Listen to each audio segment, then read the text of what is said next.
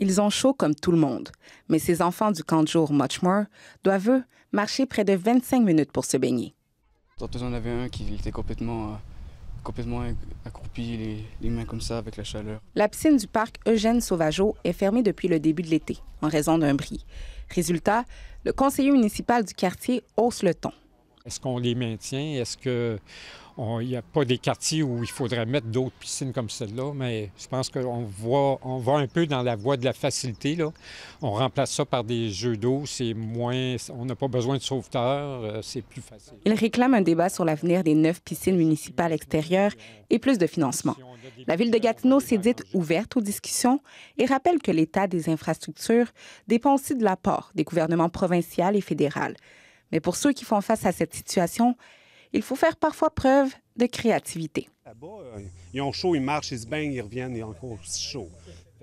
À Gatineau, les options pour se rafraîchir ne sont pas si nombreuses.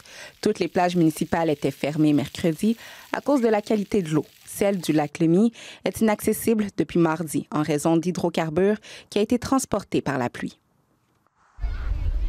Mais de l'autre côté de la rivière, la situation est bien différente.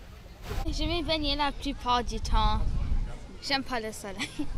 On a décidé de venir ici pour profiter un petit peu de l'eau, ça va faire du bien. Et on sort aussi avec les bébés. Donc. Justement, on n'a pas ces points d'eau, donc là on en profite vu qu'ici, nos amis nous disaient qu'il y avait pas mal de choses. Donc on découvre et on profite de tout ça. Pendant ce temps, la piscine Eugène Sauvageau reste silencieuse. Tout le monde espère une réouverture rapide, surtout que le soleil continue de frapper fort.